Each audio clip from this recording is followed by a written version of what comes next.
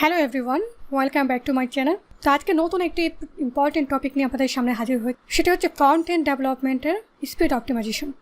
সেটাকে আমরা WordPress site নিয়ে যারা কাজ করি বা ওয়ার্ডপ্রেস ডেভেলপমেন্ট নিয়ে যারা কাজ করি তারা প্রায় শুনে থাকি যে ওয়ার্ডপ্রেসের সাইট অপটিমাইজেশন, স্পিড অপটিমাইজেশন, কিংবা যারা ওয়ার্ডপ্রেসের নিজস্ব সাইট মেনটেন্যান্স করে থাকে, যারা কাস্টমাইজেশন নিয়ে কাজ করে থাকে তারাও এই বিষয়ে কিন্তু জানে যে ওয়ার্ডপ্রেসের সাইট অপটিমাইজ করা গেলে সেটা দ্রুত লোড হবে বা আরও কিছু সুবিধা রয়েছে।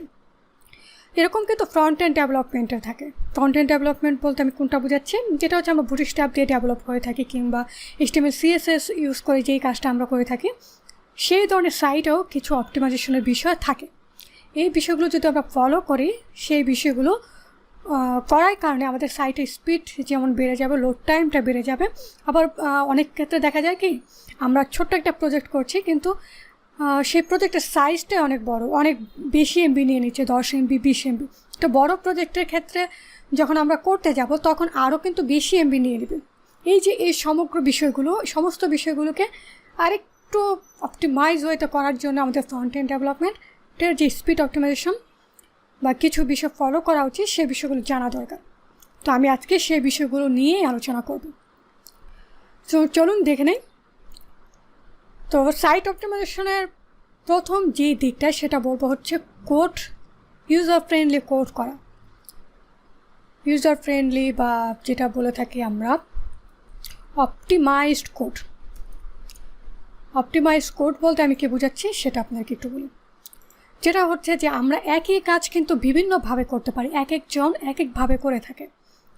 কিন্তু কখনো কখনো এই কাজটাকে আমি হয়তো যেভাবে করছি, নতুন একজন মানুষ যেভাবে করছে, একজন এক্সপিরিয়েন্সড লোক ওই এক কাজটাকে কম কোডের মাধ্যমে করছে, তার একই আউটপুট পাচ্ছে, একই ধরনের রেজাল্ট পাচ্ছে এবং ভালো হচ্ছে, কোডটাও কম লাগছে। এই যে বিষয়গুলো, এইভাবে কাজ করা গেলে আমাদের কম কোড লিখতে হবে, বাট ভালো একটা আউটপুট আমরা পাবো। তো এটা কিভাবে আমরা মেনটেন করতে পারি?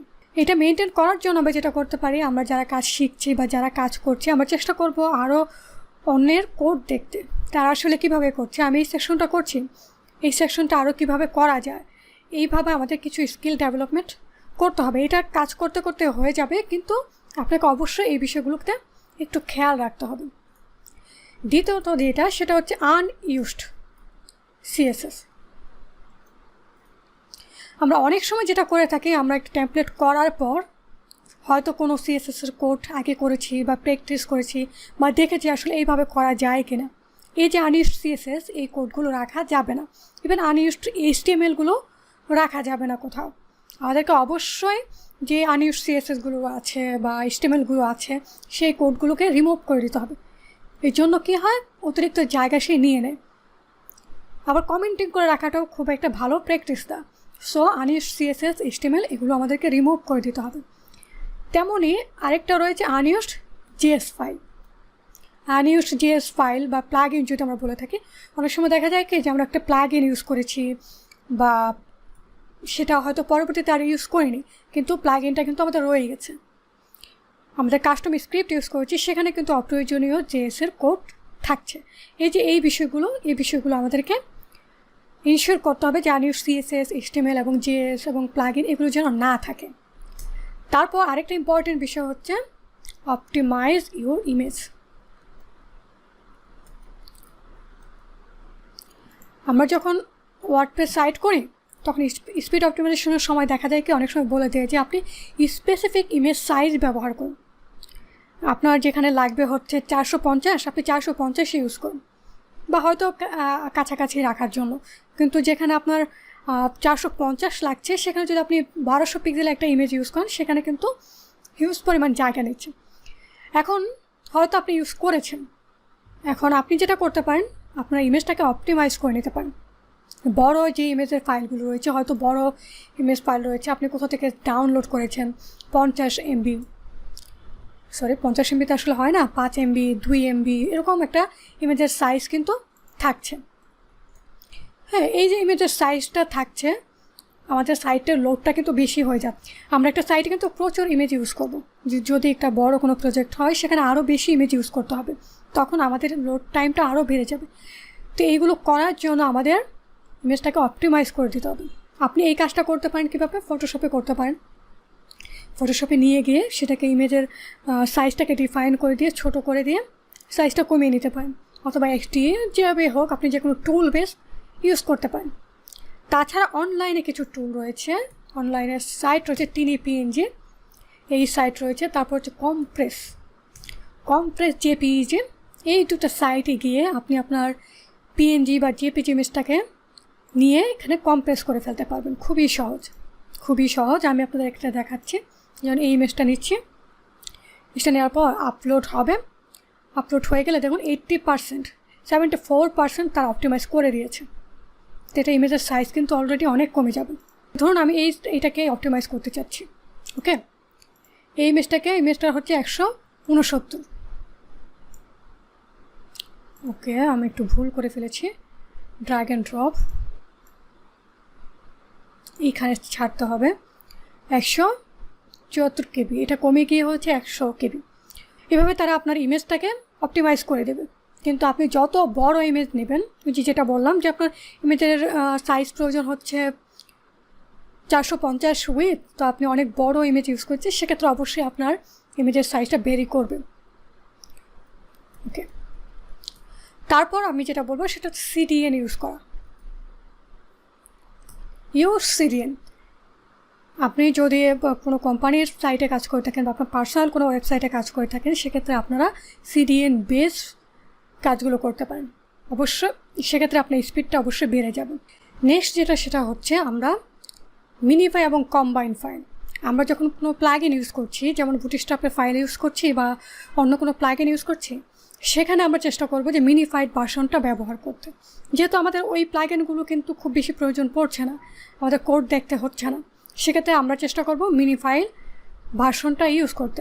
তো কম্বাইনের ফাইলসের ব্যাপারটা হচ্ছে ইউজ করলে সেটা হচ্ছে যে আমরা সবগুলো প্লাগইনের কোড একটা CSS ফাইলে অ্যাড করে দিই, কিংবা CSS-এর প্লাগইনসের ফাইলগুলো একটা CSS-এ ইউজ করা, আবার জাভাস্ক্রিপ্টের কোডগুলো প্লাগইনের কোডগুলো একটা প্লাগইনে ইউজ করা।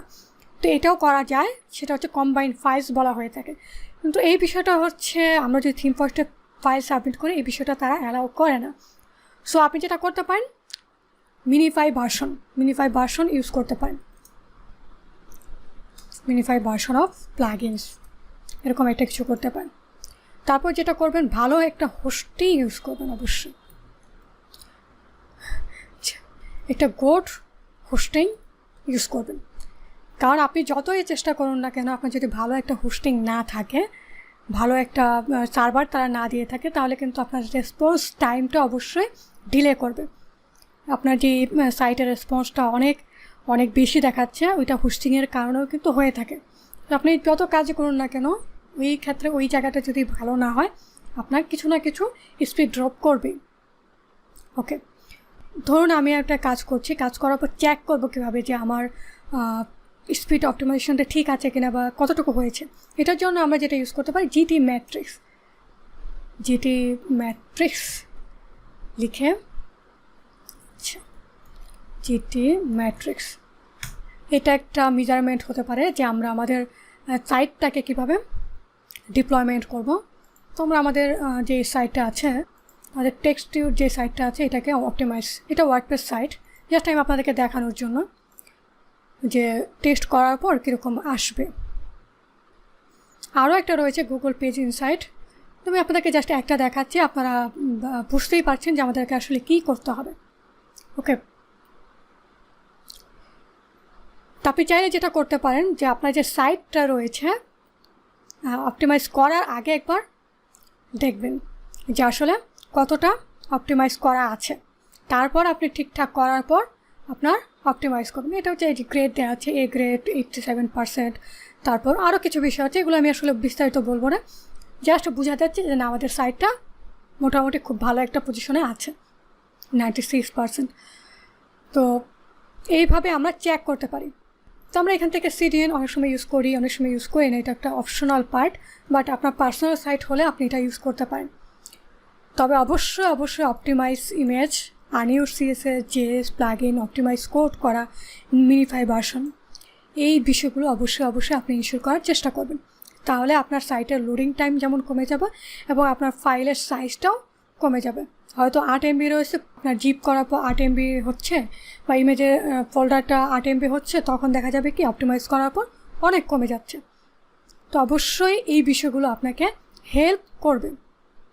আশা করছি ভিডিওটা আপনাদের কাজে দিবে।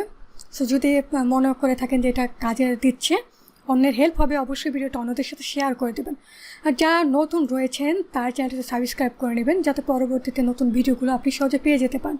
ভিডিওটা যদি ভালো লেগে থাকে থাম্ব বাটনে প্রেস করতে ভুলবেন না। কমেন্টে জানাবেন যে ভিডিওটা আপনাদের কেমন লেগেছে, বা আপনারা ফ্রন্ট এন্ড স্পিড অপটিমাইজেশনের জন্য এই প্রসেসগুলো আসলে ফলো করেছেন, বা আপনি এছাড়াও আর কি প্রসেস ফলো করেন, ভিডিও কমেন্টে জানাতে পারেন। তো ধন্যবাদ সবাইকে, দেখা হচ্ছে পরবর্তী ভিডিওতে।